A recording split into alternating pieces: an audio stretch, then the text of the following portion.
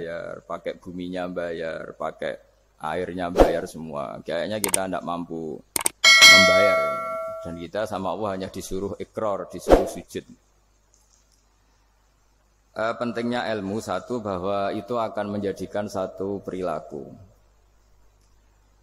Misalnya begini ya, dulu itu kiai-kiai Jawa zaman dulu itu berpatokan karena dulu pemerintahan Hindia Belanda, seorang lagi masih pemerintahan Hindia Belanda. Itu dalil yang sering diutarakan itu sebaik-baiknya umara itu yang datang ke ulama, terus sejelek-jeleknya ulama itu yang datang ke umara. Tapi semenjak pemerintahan Indonesia dan kemudian ditandai beberapa tokoh kayak Gus Wahid putra Kiai Hasyim jadi Menteri Agama, ada Gus Wahid putra Kiai Wahab juga jadi Menteri Agama, ada Kiai Fatur Rahman keluarga Mbah Maimun, keluarga Sarang juga pernah jadi Menteri Agama. Kemudian bersamaan dengan itu dibangunlah satu pegangan ilmu. Pegangan ilmu ini penting karena ini yang mengilhami semua orang Islam, terutama ya utamanya ulamanya. Ada seorang ustadz, seorang guru ngaji yang karena melihat rata-rata penguasa itu zalim ya, datang ke Harun ar-Rasyid. Ini perlu disemak, datang ke Khalifatullah atau Amirul Mukminin Harun ar-Rasyid. Karena beliau seorang raja tentu terduga lah, atau ya umumnya atau gimana lah istilahnya, itu ya rata-rata ya agak seenaknya, namanya raja, namanya penguasa. Ini dalam pikiran ustadz itu tidak mesti dalam fakta. Kemudian si ustadz itu matur, ya Amirul Mukminin, inni nasihun lak famusyaddidun alaika fala tajidanna fi nafsika syai'an. Saya ini mau nasihati Anda, kemudian saya cara nasihati itu keras. Tolong jangan dimasukkan hati. Dia bilang famusyaddidun alaika. Saya nanti kalau nasihati itu keras sekali. Tolong dimaklumi karena ini penting, karena Anda harus dinasihati secara keras. Tapi sebelum nasihat itu diutarakan, kata Harun ar-Rasyid, karena beliau Bani Abbas dan beliau orang alim, termasuk muridnya Imam Malik. Kata Harun ar-Rasyid, uskut, kamu diam Ustaz. Inna Allaha ta'ala arsala man huwa khairun minka ila man huwa syarrun minni. Wa ma'adzalika yaqulu Allahu ta'ala faqula lahu qawlan layyinan la'allahu yatadzakkaru aw yakhsha. Jadi ini sekaligus etika dan norma ya bagi semua dai di Indonesia dan semua kita. Wahai Ustadz, kamu diam. Allah Ta'ala itu ngutus orang yang lebih baik ketimbang kamu, yaitu Nabi Musa, ke orang yang lebih jelek ketimbang saya, yaitu ke Fir'aun. Itu saja harus pakai etika faqula lahu qawlan layyinan. Kamu harus ngomong yang halus. Jadi intinya ini Harun ar-Rasyid komplain. Kamu itu kalau jadi ustadz ngaji kira-kira gitu. Jadi betapa baiknya orang dulu memahami Quran. Jadi Quran itu dibaca, kemudian kita mungkin baca terus jadi cerita, mungkin ada yang baca jadi perilaku, ada yang baca kemudian itu mengilhami, membentuk. Nah kira-kira itulah yang membentuk kiai-kiai alim di NU, di beberapa pesantren maupun orang-orang alim di luar NU. Asal ngajinya dan bacanya seperti kita, pasti seperti itu karena cara berpikir tadi sudah. Jadi akhirnya si ustadz tadi keluar dan minta maaf, anta a'lamu minni, ternyata engkau lebih alim ketimbang saya.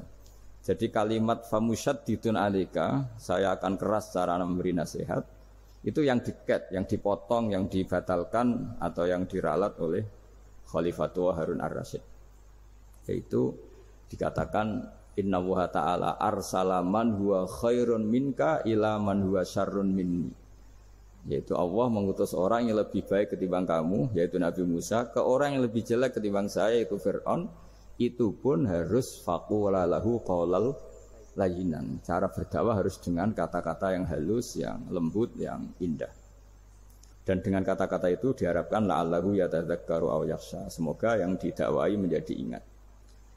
Sehingga dengan kemampuan ilmiah seperti ini menjadi pegangan bersama bahwa kita sebagai dai atau sebagai tetangga atau sebagai sama-sama warga Indonesia, bawaan kita memang harus faqula lahu qawlan layyinan la'allahu yatadzakkaru aw yakhsha. Kemudian dalam disiplin ilmu yang lain, Halus itu tidak kuat. Angin itu ya halus, tapi kalau di manage itu jadi kekuatan yang dahsyat. Begitu juga air dan sebagainya. Sehingga tidak perlu khawatir terus kalau dakwah halus itu tidak punya efek yang signifikan. Tidak juga. Allah Ta'ala itu pengelola angin. Angin itu kekuatannya dahsyat. Sehingga Nabi Sulaiman dikasih kekuatan angin dan bisa terbang kemana-mana. Kemudian sekarang jadi teknologi yang banyak memanfaatkan angin. Mulai rem, mulai apa saja. Sehingga dari cerita saya ini kemudian terus kiai-kiai itu membentuk dakwah termasuk di ekonomi dengan cara yang rileks. Nah cara rileks itu satu tentu dimulai dengan ilmu. Misalnya begini, saya beri contoh. Ketika ada orang melafadzkan kalimat la ilaha illallah, tiada Tuhan selain Allah. Kemudian kalimat ini mungkin kalau orang NU baca itu rutin ya, karena kiainya kelamaan ya yang ikut sambil tidur ya. Kalau tahlil itu disebut kiai tertentu itu mesti yang belakang wah suwi itu kalau kiai itu lama itu. Nah kiainya juga karena jadi lakon ya kan lebih semangat karena pegang mic. Biasanya gitu di NU itu. Kalau khotib mesti semangat karena yang pegang mic, yang dengerin mesti ngantuk karena monoton gitu. Karena yang mendengerin sudah tahu pasti nyuruh baik meninggalkan yang jelek. Jadi ilmunya sudah disimpulkan dulu. Setiap yang tidur di masjid mesti tak tanya kenapa tidur. Ilmunya tidak ada perkembangan, Gus, nyuruh yang baik, meninggalkan yang jelek.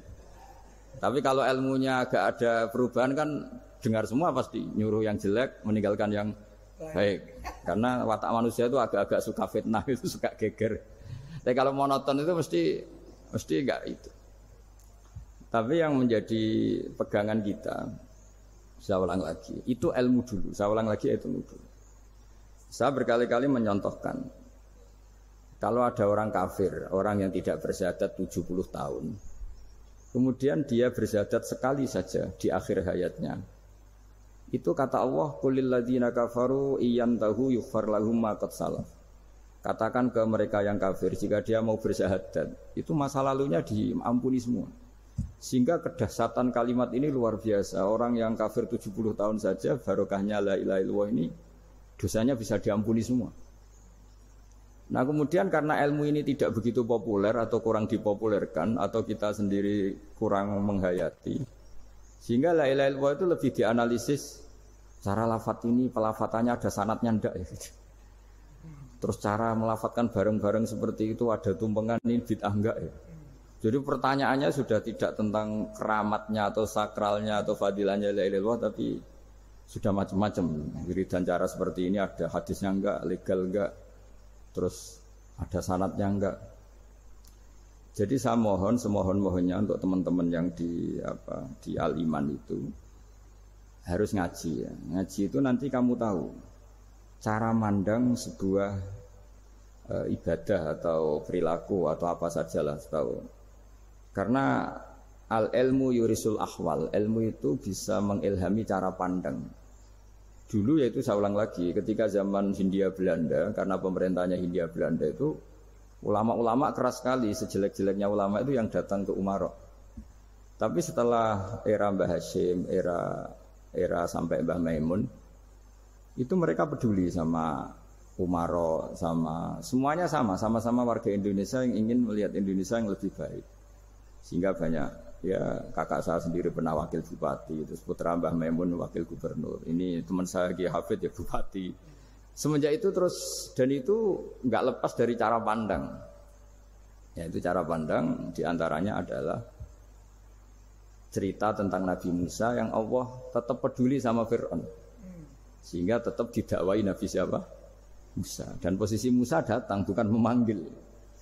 Ya cuma kayak sampai sekarang tuh belum pernah ke kantor bupatinya Pak Hafid. Karena kadang-kadang orang terus curiga mengajukan proposal jadi agak repot. Ketemu bupati itu sialnya kiai kan mesti pikirannya orang bupati ini nyangoni, kiai ini disangoni itu. Itu terus kayak kita fakir miskin itu. Jadi makanya saya itu belum pernah datang. Tapi alhamdulillah karena beliau berambisi menjadi wa khairul umara mayatuna babal ulama. Jadi datang tapi sangat ambisius ingin mengalahkan ulama karena dia kalau datang statusnya lebih tinggi. Ya tidak apa-apa ini tawaduk tapi niatnya enggak begitu tawaduk. Jadi datang. Makanya saya kemarin Yusuf Mansur pas datang, Pak Ustadz Yusuf Mansur saya datang harus sekali saja. Kalau kedua kali ribet. Karena kalau beliau datang dia punya status tawaduk.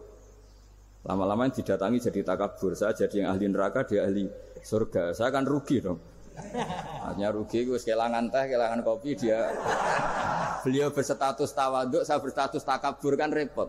Makanya saya berharap jangan datang lagi. Karena jadi repot itu, jadi repot kan. Padahal saya kalau disuruh datang ke Jakarta kayaknya ya berat. Selain sibuk juga takut ganggu saya.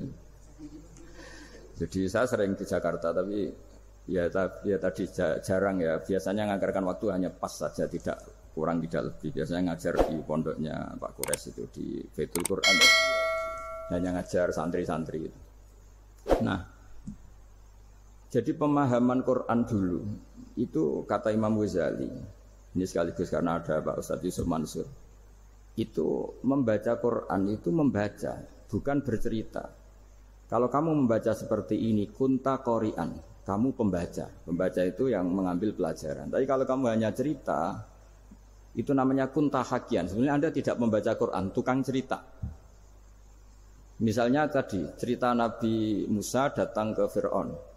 Itu kalau kamu hanya cerita, wah dulu itu ada orang namanya Fir'aun, didakwai Nabi yang namanya Musa. Ya itu namanya tukang cerita. Kalau kamu pembaca tidak gitu. Betapa baiknya Allah, orang sengawur Fir'aun saja inginnya Allah masih ingin diselamatkan dengan mengutus Nabi Musa kekasihnya. Itu namanya kunta qori'an, kamu pembaca betul, bukan kunta hakian, kamu tukang cerita. Begitu juga seterusnya tentang Quran ayat-ayat seterusnya. Sehingga yang diharapkan dari pembacaan Quran itu memang kita sebagai ahli baca, ahli mu'tabir ya, ahli yang ngambil pelajaran, bukan tukang apa? Cerita. Sehingga dulu ketika Sayyidina Umar radhiyallahu anhu ketika membuka Baitul Maqdis atau Baitul Muqaddas dan diajak syukuran, pesta-pesta makan itu. Beliau enggak mau. Ketika ditanya kenapa engkau enggak mau? Alasannya itu langsung beliau baca Quran. Jadi saya punya sekian contoh. Saya ulang lagi, saya punya sekian contoh. Orang-orang dulu dengan Quran itu menyatu, bukan sekedar dihafal tapi menyatu. Sehingga bawaannya itu sudah Qurani, sudah Qurani. Saya beri contoh pertama Rasulullah SAW, nanti Umar kedua.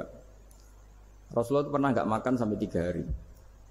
Terus ditanya oleh sahabat, lalu kekuatan engkau bisa hidup apa? Terus menghentikan al-aswadani, maksudnya itu tamar dan air, hanya makan kurma dan air. Tapi beliau tidak ketemu roti atau tidak ketemu nasi lah kalau orang Indonesia. Ketika hari ketiga dikasih makan oleh sahabat, dipotongkan kambing, kemudian baru makan 3 lukmah, kira-kira ya 3 asupan nasi, berhenti. Padahal sahabat yang lapar sama dengan Rasulullah itu membayangkan Nabi itu sampai kenyang, sampai apa. Tapi ketika ditanya, seperti ini pun nanti ada hisabnya. Walatus alunna yauma idzin anin naim. Jadi acara makan-makan gini itu nanti ada hisabnya. Nabi nangis. Akhirnya sahabat nggak jadi nerusin makan. Jadi ketakutan orang dulu sama ketika Sayyidina Umar dijak pesta ketika memenangkan Baitul Maqdis itu. Inna wa ta'ala ayyara qauman. Allah itu mengkritik sebuah komunitas kaum karena apa? Adhabtum thayyibatikum fi hayatikum ad-dunya wastamta'tum biha. Kamu adalah orang-orang yang jatah nikmat kamu sudah kamu habiskan di dunia. Adhabtum itu kalian habiskan jatah kenikmatan kamu di dunia. Wastamta'tum biha, kamu di dunia sudah berpuas-puas. Maka jatah Anda sekarang di akhirat habis. Sehingga Sayyidina Umar enggak mau pesta-pesta karena takut jatah nikmatnya habis. Kata beliau terus astabqi thayyibati, akan saya sisakan sisi-sisi kebaikan saya supaya tidak habis. Corong Jawa itu aja dientek-entekno biar jatahnya masih. Sehingga di dunia kiai itu ya meskipun saya akrab bupati, akrab mungkin wakil gubernur, saya itu ya jarang ketemu. Karena kalau orang Jawa bawaannya ketemu ya makan-makan, guyon-guyon. Nak keterusan ras demul buswarga. Makanya saya pastikan Pak Yusuf Mansur ke sini tidak akan saya jamin, biar aja, biar jatahnya masih. Jadi ini bukan karena saya bakhil, biar jatahnya masih. Ya, jadi itu ilmunya kiai. Nah, efek dari ilmu ini dahsyat. Kalau Anda berpikir tentang nasib Anda di akhirat, nanti bawaannya juga tidak akan mudah menyalahkan orang lain, tidak akan menghakimi orang lain karena sibuk dengan dirinya sendiri, tapi tidak dengan makna egois, tapi makna Orang baik itu siapa? Orang yang sibuk dengan app pada dirinya, dengan kekurangan pada dirinya, saking sibuknya mikir app-nya sendiri, tidak sempat mengoreksi app-nya orang lain. Itu awal ilmu. Ilmu itu tidak dimulai dari larangan. Kalau larangan karuan, tidak termasuk ahli surga, orang yang suka mengadu domba, tidak termasuk orang baik yang cari kesalahan orang lain. Itu namanya pelarangan. Tapi ilmu itu di atas nahi, di atas pelarangan itu. Kamu punya kesadaran bahwa kamu itu yang penting selamat dulu, jangan memikirkan orang lain. Dengan makna bukan egois, tapi dengan makna supaya tidak menyalahkan apa orang lain.